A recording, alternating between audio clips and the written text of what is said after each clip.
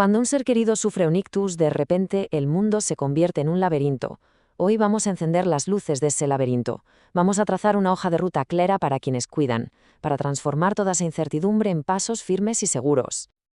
Uf, estas palabras, que son de una cuidadora real, recogen ese miedo que lo paraliza todo, el no saber si lo que ocurre es normal, si se está haciendo lo correcto. Pues bien, es para responder a esas dudas, a ese miedo, que estamos aquí hoy. Y por eso hemos preparado esto, una hoja de ruta. Pero ojo, no es una simple lista de cosas que hacer, es más bien una guía, un mapa que nos va a dar dirección y, sobre todo, herramientas muy prácticas para cada etapa de este viaje. Nuestro recorrido va a tener 5 paradas clave. Primero, entenderemos las secuelas. Luego, nos pondremos manos a la obra con el cuidado del cuerpo. La tercera parada será el cerebro y su recuperación. La cuarta, algo tan vital como la conexión humana. Y terminaremos con la pieza clave de todo esto, la persona que cuida. Venga, vamos a ello. Primera parada. Lo primero es lo primero. Hay que entender el punto de partida, porque para cuidar bien hay que saber exactamente a qué nos estamos enfrentando. ¿Qué es en realidad un ictus? ¿Y por qué deja esas secuelas? A ver, para que nos entendamos. Un ictus pasa básicamente cuando la sangre deja de llegar bien a una parte del cerebro. La mayoría de las veces es porque algo la bloquea, un trombo. Eso es un ictus isquémico. Y otras veces es porque se rompe un vaso sanguíneo, una hemorragia. En ambos casos, el cerebro sufre.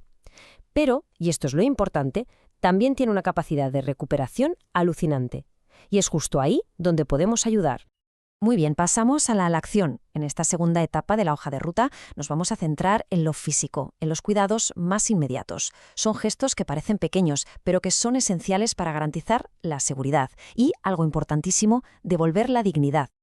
Y uno de los primeros grandes retos es la disfagia, o lo que es lo mismo, la dificultad para tragar.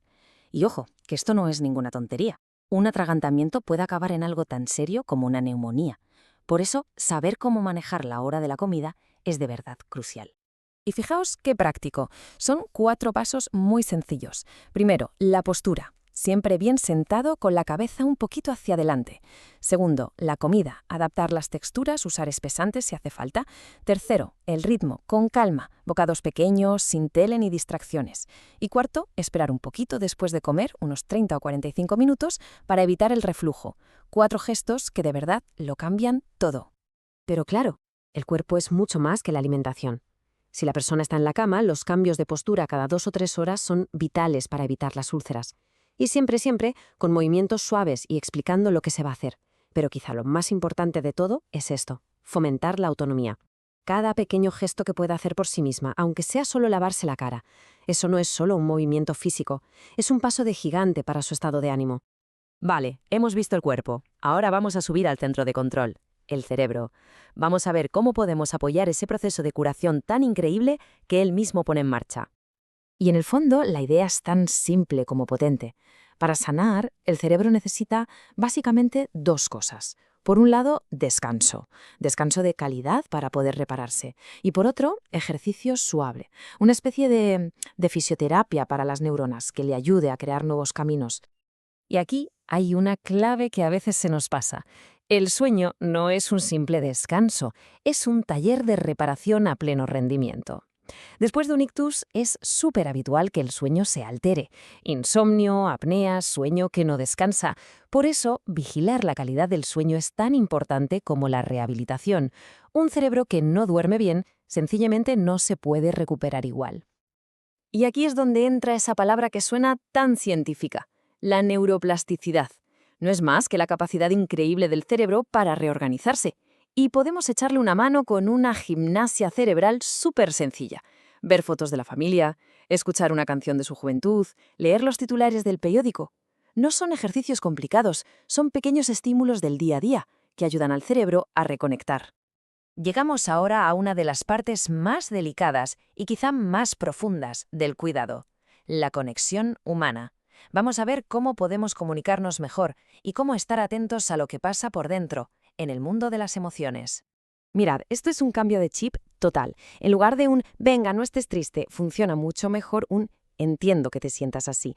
En vez de tratar a la persona como si fuera un niño, hablarle con el respeto que se merece. Y sobre todo, darle tiempo, mucho tiempo para responder. La paciencia en estos casos no es solo una virtud, es una herramienta terapéutica de primer nivel.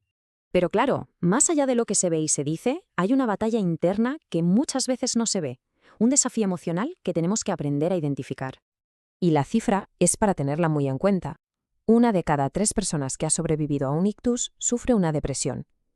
Y no es estar triste, no es una señal de debilidad.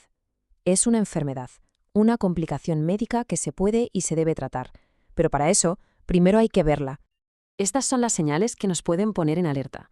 Esa apatía, esa irritabilidad constante, o escuchar frases como «soy una carga para todos». Son banderas rojas.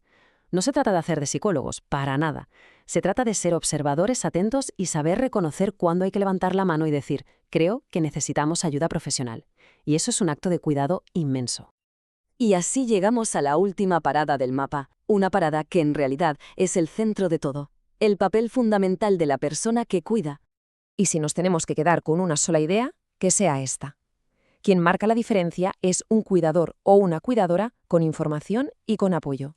Las acciones pequeñas y constantes de cada día, hechas con cariño, son el motor más potente para la recuperación, mucho más que cualquier otra cosa.